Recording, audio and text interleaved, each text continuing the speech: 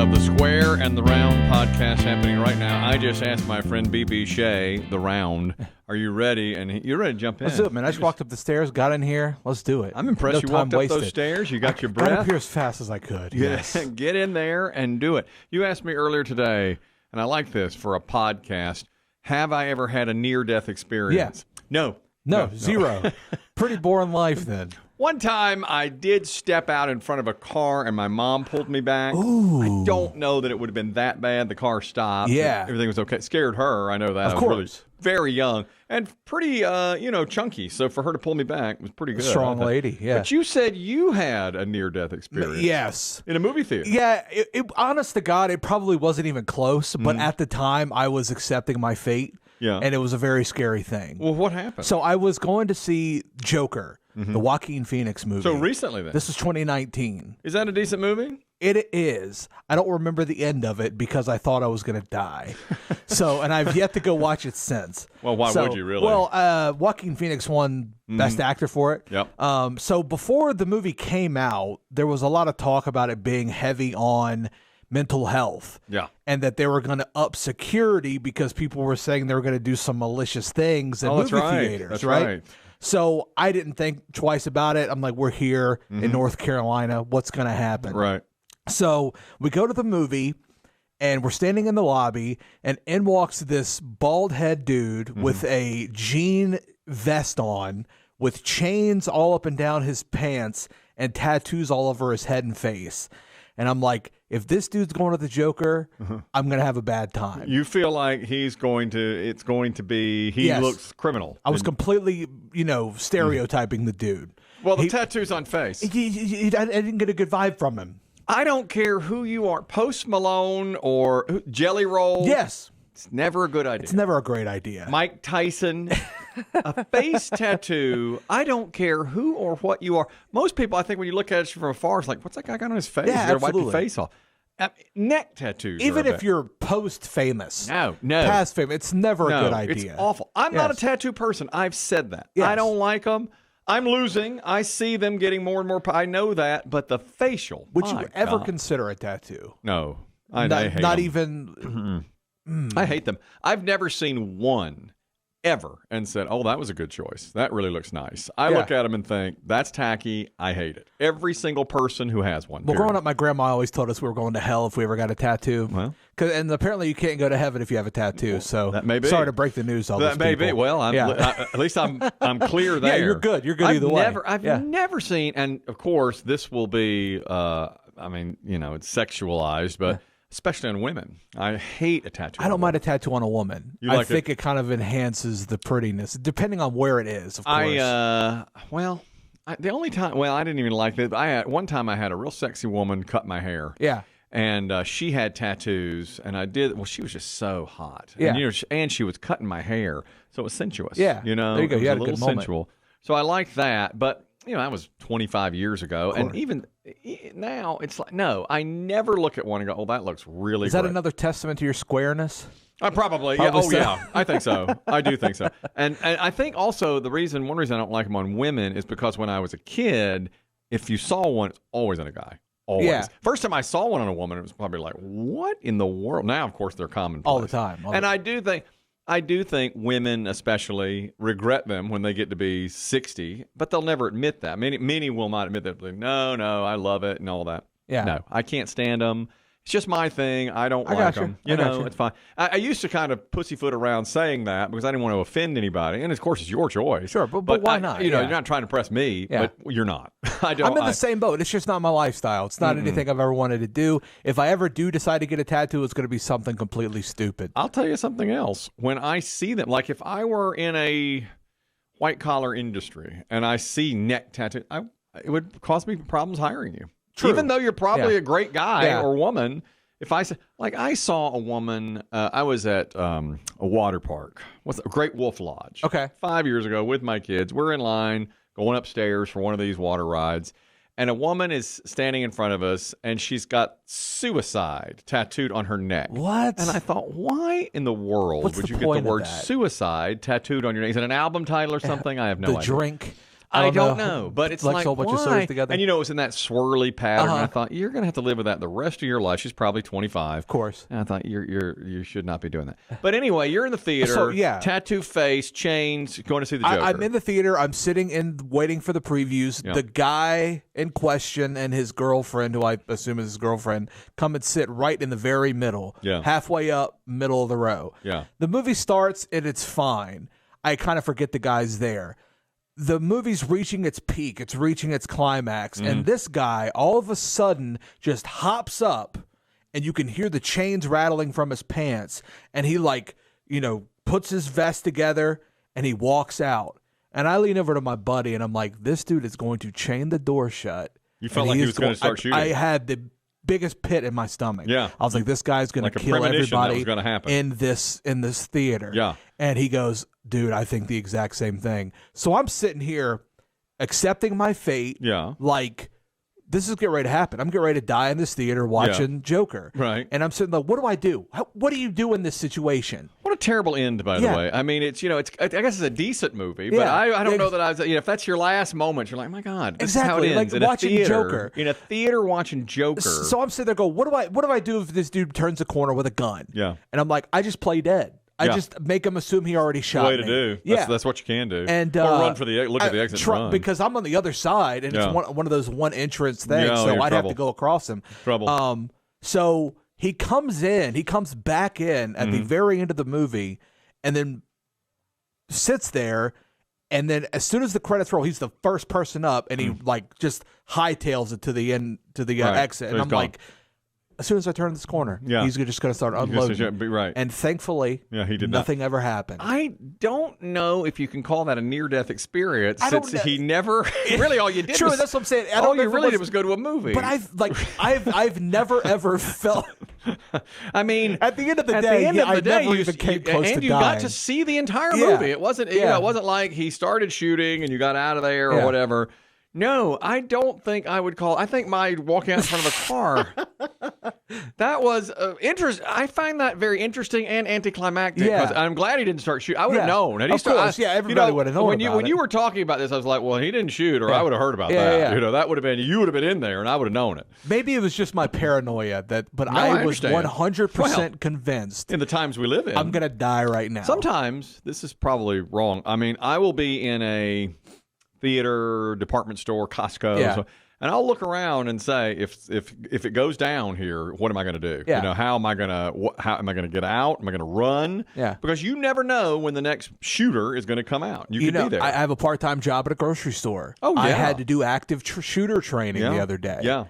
And one of the recommendations was, if you're trapped in a place and you're with somebody else and you can't get out, find some stuff to start hitting that dude. That's right. Like, you got to just try to defend yourself. It's run, hide, fight, isn't it? Pretty much, that's whatever. If you can, run straight out the door and get to your car and go. Yeah. If you can't do that, hide. And then when he finds you, start fighting with all you've got. Absolutely. I mean, if he's coming after you, fight. It's a terrible...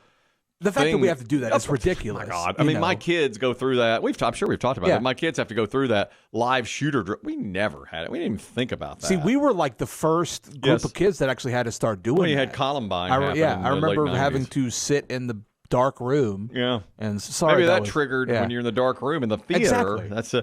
So you literally don't remember the end of the movie. I don't remember how it ended, and I've never seen it since. I was that frightened. Do you know, one time I went to a movie with a good friend. We were in college. My roommate in college and I went to a movie, and it was very good. It's a movie called Dead Again, which is excellent, by the way. Early 90s. I would recommend. It's a nice mystery, and it's not that well known, but it's really good. And on the way out, my buddy had dropped his wallet in the theater. And we're standing out front of the theater, and right as he's going to go back in to go get it, because he's like, where's my wallet? Yeah. And the guy, a guy comes up to us, sketchy looking. Yeah. All right. Now, it's early 90s, so it's not tattoo on face. Sure. But sketchy looking. And remember, I'm very milquetoast white. There you go. You know that. And this guy, also white, but with he's a long hair. He looked to me like a, street tough. A street tough. Fair. All right. Probably some piercings. Yeah. And he says, hey, man, can you give me a ride to my grandma's house? And I was like, and my friend's like, well, you take care of this. I'm going to go get my wallet. So he goes to get his wallet. And he's like, she lives right down the street over here. And I was like, all right, okay. I said, well, my friend's driving. He was driving. I said, my friend's driving. And so we agree to give him a ride to his grandmother's house. Yeah. And so we get to the car, and I think maybe my smartest decision, maybe ever, I said, well, let me get you sit in the front, I'll sit in the back seat, because I didn't want him to be behind us, ready to strangle us or put a gun to our head. So in the back seat, as he's telling us where to go, and by the way, the right down the street turned into 10 miles. We're like, here, there. He's in the sketchiest possible neighborhoods. Yeah. And I was looking around for something to kill him with, and all I could come up with was an empty cassette holder of a U2 cassette. My friend was a U2 fan. Fair, okay. So I thought, can I fashion this into a corner piece, to get him right in the temple? A little bit. Yeah, right. I was opening it, ready. Yeah. But then I thought, no, if he wants to kill me, he's probably going to. But I did sit behind him, and we went, and finally, after 20 minutes at least, he said, all right here's fine. Total darkness, and we let him out, and that was all. As anticlimactic as your story, I was going to say, yeah. Also, you were closer to death than I was. Actually. Maybe, and my friend, we're still good friends today, and we talk about it quite a bit. And it's like, what would have happened had I sat in the front seat? Would he have been? And he kept on. I was on a radio show at that time. I was just starting my radio career, and I was on a radio station, and we were listening to that station in the car, a top 40 station. Mm-hmm. And he said, "God, radio here sucks." He was from somewhere else. Awful, and that's when I get that. You get my hackles up on that one now. I said, wait, sir, you may kill us, but you do not speak. You should have stuck some in his neck just for that. Right, just for that. Too scared of him. I just run scared. That's my thing. I can't believe you invited him in the car. I'm such a pleaser, but at the same time, I don't know how he got in that car. I was so stupid. I should have just said no. But we're 19, and we were like, okay, come on. Could have ended right there. In my mind, I'm like, I'm going to die. And of course, we had no cell phone. There was nothing back then. Yeah. It was my cassette tape. That's all it was to it. Or his cassette That's case. Wild, That's man. all it was to it. Yeah. I don't know if that. So maybe that's my near-death experience. Okay, fair enough. Let me give you a great movie factoid I just heard. You see Field of Dreams? It's been a long time. I don't like it. I don't like it either. I remember not liking it. Yeah. Most people love it. Yeah. I don't like it. The voice. If you build it, he will come. Uh-huh. Okay, that's a big part of it. Like Kevin Costner's in the cornfield, and a voice comes over and says, "If you build it, he will come." Yeah. Well, I just read this. The person who does the voice, "If you build it, he will come," has never been identified. Many think it's Kevin Costner.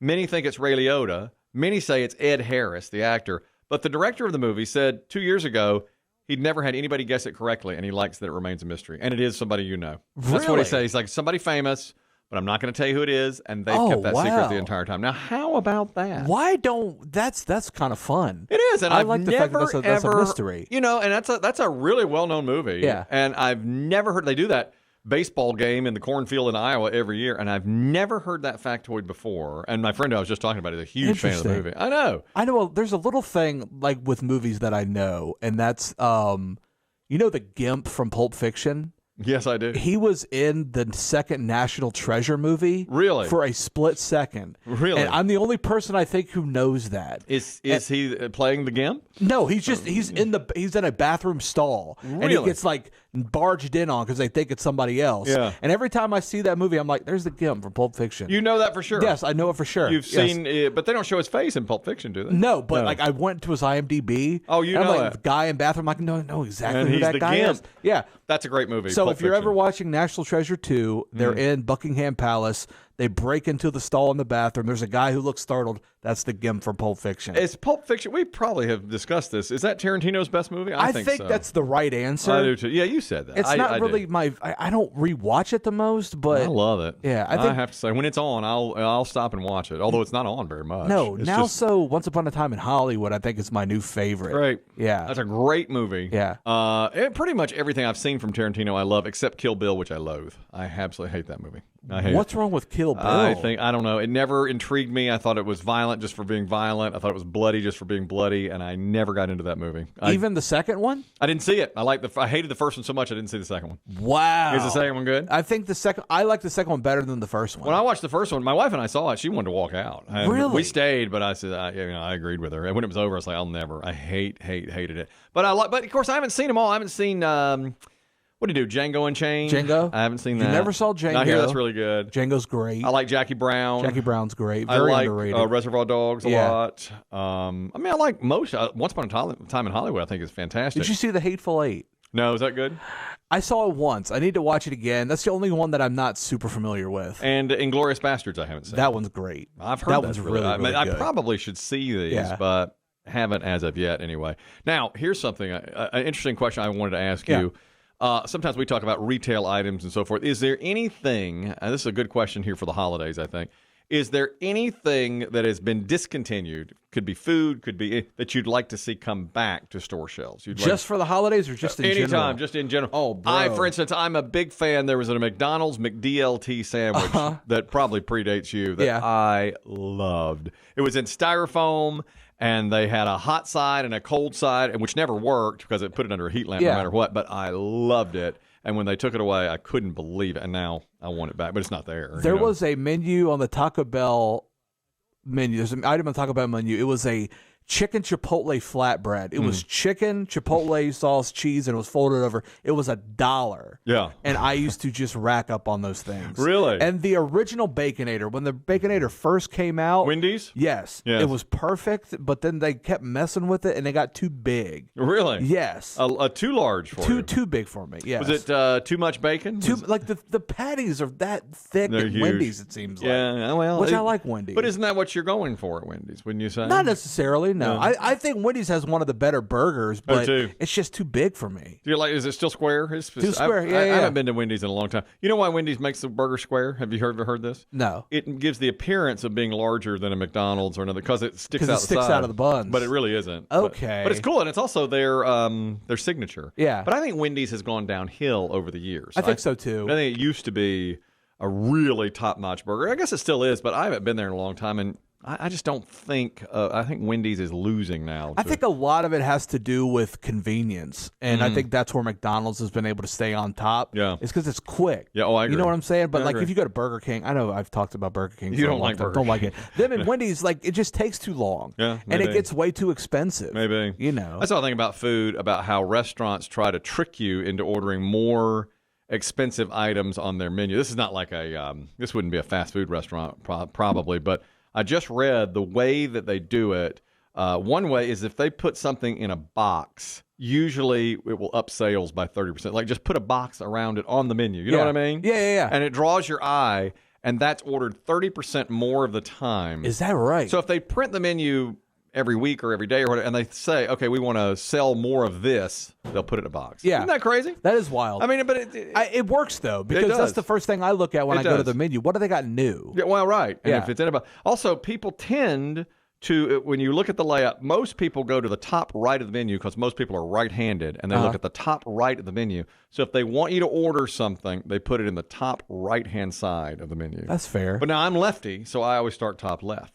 I do think it's funny you asked, of all the things that have ever been taken off the market, food was the first thing that we... Oh, yeah. Food was the first thing, yeah. I mean, really, I don't know of anything. You don't strike me as a very material person. No, I'm not. You've seen my car. Yeah. I like a nice house. Sure, yeah. But other than that, I really, And by the way, the older I get, I was talking to somebody about this the other day. It's like the more you just want to get through the day. You don't need the... I don't need all the stuff, and that, the flip, the flam. I don't need any of that kind of job. I just want to... Let's just get through the day. Yeah. In fact, what day of the week is it? What day? Is it Wednesday? It is. Okay. Wednesday. For yes, us, it is Wednesday. Yeah, okay. See, and it's like as we record, sometimes I'm just like, all right, give me through two more. Yeah. And I'll be all right. It's weird, man. I'm getting to that point where it's just it's just the cycle. It's just going over and over again. Well, somebody told me years ago. I was like, I've got a long way. I'm not going to retire for a long time, whatever. And they were like, well, you're on the treadmill. You just keep on. It just keeps on going. Tell you another thing restaurants do. I just read this. The longer the description, they usually add 18 cents for every letter over the average. There's an average number of letters put in the description, and if it's longer, it's bought more and more often because people think it's better if it's described more. The more adjectives you add to it, super deluxe. And like the waiter or waitress will always, describe it. Yeah. And they'll make it a special. That always works, doesn't it? I do know that there's a thing with colors and branding for fast food as well. Well, let me ask you this. Do you think, I've heard red and yellow. Red and yellow, that's the one. That's McDonald's. Yeah. Do you think if McDonald's, when they first started and first went nationwide probably 70 years ago, if they had a color scheme of blue and green, would they be the same restaurant they are today? If it weren't red and yellow, if it was blue and green? I think so. You do? I think a lot of McDonald's success didn't have much to do with McDonald's. You think it was the placement I think of it was the restaurant? Croc and the locations. Yes, I think it was the marketing of it. Well, now I've seen a movie about him. Yeah. That's a great. By the way, that's a great movie. The founder, wonderful. Yeah, and he bought up land and really kind of stole the restaurant from the McDonald brothers. Pretty much. And they do a great job in. Well, I've always heard this too. I don't know if you've ever heard this, but McDonald's, if they're going to open a new restaurant, will go and do tons of research, a lot of brand study the market incredibly well, and then build the restaurant at the exact right place in the city. And after they do all that, Burger King comes in and builds as close to the McDonald's as they can without spending a dime. So that's why they're losing. That's why they're number two, losing, right? Yes. But they also don't spend any money on that research. They just know McDonald's has done it for them. So they get as close as they can. So McDonald's gets the best spot, but Burger King gets a second best spot. You know what's funny? I was just moved recently from a place. There was a Burger King that existed, but there was no McDonald's. The McDonald's moved in. The Burger King is shut down now. This is all within the span of 2 years. And McDonald's came in and shut down Burger King. Yes. And you think that's the reason? Absolutely. And I knew it when the McDonald's came. I was like, that Burger King's got 2 years tops. You said that. And it's gone. Yes. That's surprising. Yeah. To me, that's surprising because you see a lot of McDonald's and Burger Kings like next to each other. Because I think that Burger King knew that it ran that exit, and they kind of didn't. They took it for granted. And then now there's a McDonald's, there's a Culver's there now, there's a Cracker Barrel there now, or Starbucks, and Burger King's gone. I don't eat a lot of fast food anymore. I used to eat a lot of Chick-fil-A, as you know.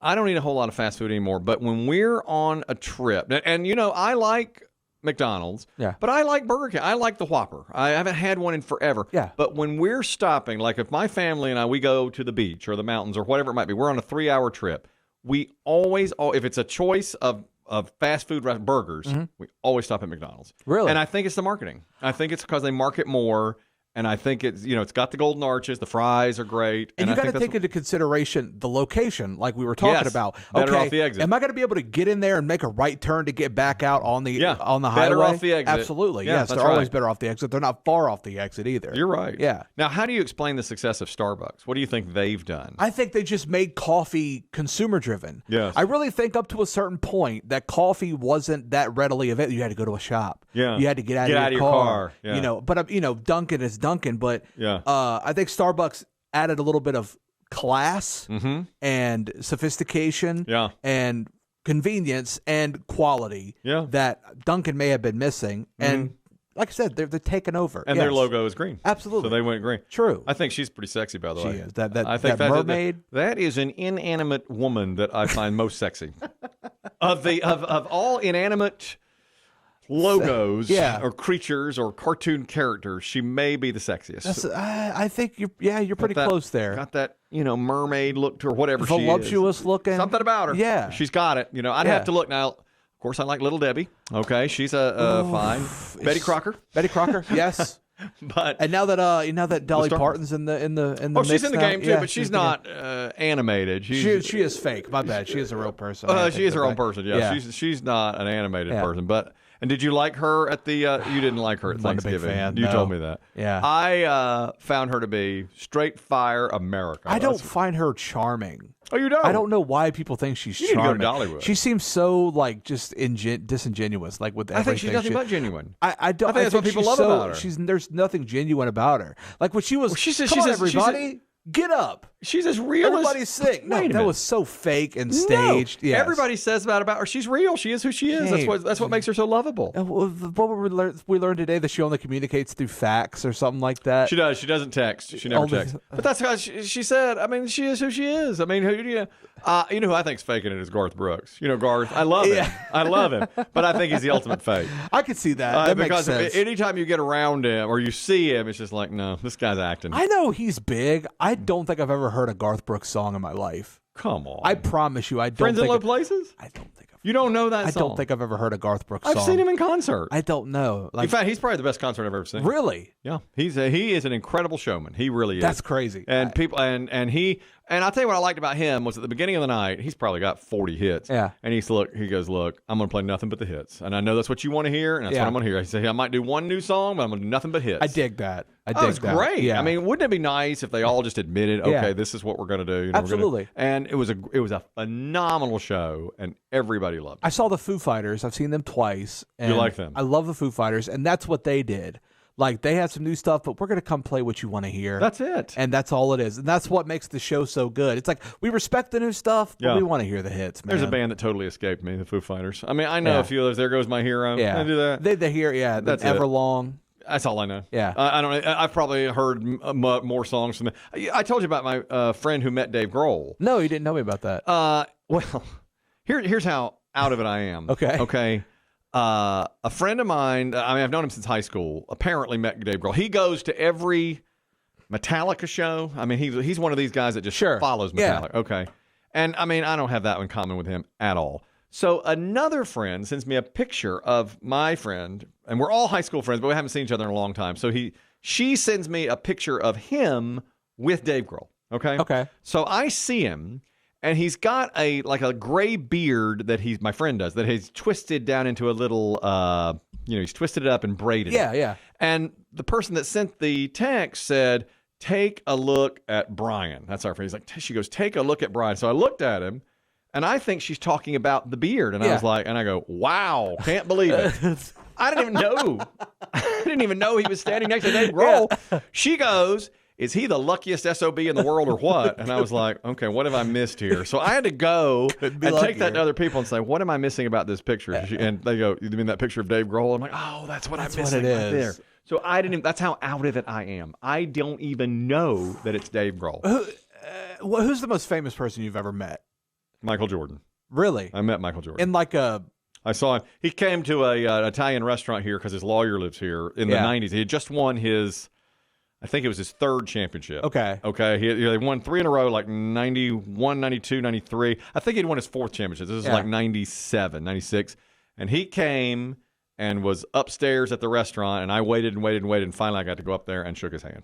Yeah, and talked to him for 30 seconds, So. Have you ever, passed somebody and gone, I don't know, and then, Yeah, I do that sometimes. Okay. I don't know. A friend of mine stood in line at an airport with Tom Hanks in 93. Wow. And I think he was making Sleepless in Seattle. He's in Seattle. Okay. And he said, and Hanks had sunglasses and a baseball cap on, and the guy doesn't know anything about celebrity. Mm-hmm.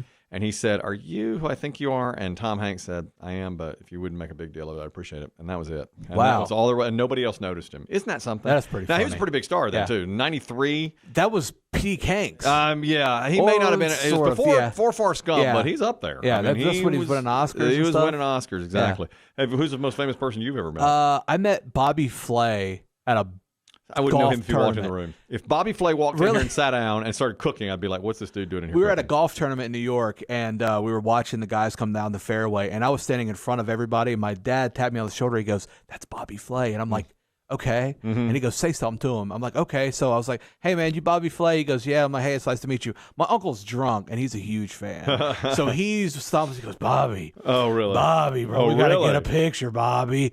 Come on. And so he was trying to play it cool. Mm-hmm. And then so they walked away. And as soon as he got far enough away, a buddy of mine who I was with goes, hey, yo, that's Bobby Flay right there. And everybody kind of swarmed. I'm like, that's funny. I'm sure they hate that. Yeah, absolutely. That's, and again, the older I get, the less I care about celebrity. It doesn't, it doesn't matter to me. I met John Elway and got his autograph, who I love him. Yeah. I mean, I love him. I'm a huge Broncos fan. I can't say I met Tiger Woods. He was passing by me at the U.S. Open, and I said, go get him, Tiger. And he's like, yeah. And, he put his fist out. I may or may not have passed Jeremy Irons in Washington, D.C. Yes, okay. I was with a buddy of mine, and he was assumed it was him. Mm-hmm. He's another one of those ones. Do you know Willem Dafoe? I do know Willem Dafoe. A friend of mine, she's great, and they were in a restaurant, she and her husband, in, I believe, Washington, D.C., and Willem Dafoe walked by, and she goes, oh, my God, you're William Duvall. That's close enough. That was pretty much it for them. But, that's good. That's pretty good celebrity sightings there, I would say.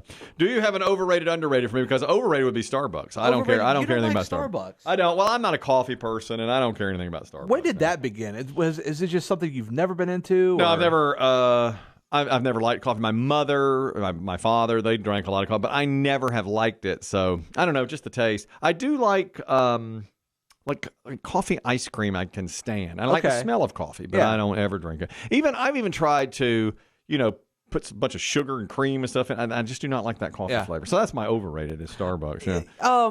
Overrated, underrated. being productive when you don't have to be. Oh, I like that. Really? I like that a lot. Yeah, I think that's underrated because I'll give you a quote from Margaret Thatcher. Okay. To end. All right. Beautiful. This is a wonderful ending. Yes. If you have the same day, it's let's say a Saturday or whatever, and you sit around all day and do nothing, and you sit for 15 hours and watch college football or binge watch a show or something like that. At the end of the day, you go off to bed. Yeah. Or you take 15 hours and really accomplish something at work, or you take your day and you clean the entire house and it looks fantastic. At the end of the day, you're so much more satisfied if you've done something. And I think that's true. I really do think that's true. I don't disagree with that. Yeah. So I think it's under. Now, I don't often do it. Usually, usually I love to sit around, but at the end, it's like, I wish I had that. When you get something done, like a project, that's a great feeling. Yeah. I love that. But do you, like, on a Saturday, like, do you like, relish your I'm just not going to do anything time? I do. But do you feel bad about it? That's the thing. I do. A lot of times I do. And at the end of the day, I'm always like, ugh, I feel ugh. Yeah. But a lot of times, though, me, I'm out on the pickleball court. True, that's a good point. For 3 or 4 hours usually. But then I'll sit there for another 10. A guy I know who I play pickleball with all the time, like, if I retired, I'd play pickleball 3 hours every morning, but then I've got another 15 hours to be awake. And it's like, I guess you do. But it's like, I think people really underestimate, like me, like, I can be super lazy. And I know people, and I'm sure that's not hard to imagine. Not at all. No, but I know people are like, yeah, me, I just didn't do anything. I'm like, did you really not do anything? Because I know how to really waste not do time. anything. If there's somebody that can waste time, if you could teach a class on wasting time, yes, you're right. I would, yes. Some would say this has been a 35-minute waste. But it's good. I think it's good. Hey, I've had fun. I've had a good time doing it. You came in here, you said, let's do it. I want it. And here we are. Here we are. Another one next week. Absolutely. We'll be square in the round. Yeah. I like that. We'll come back again next week. Thanks for listening. Thanks for downloading. Get these podcasts wherever you get podcasts. Is that right? Soon to be enough. Okay, soon to be. We'll get wherever. The square in the round. Thank you.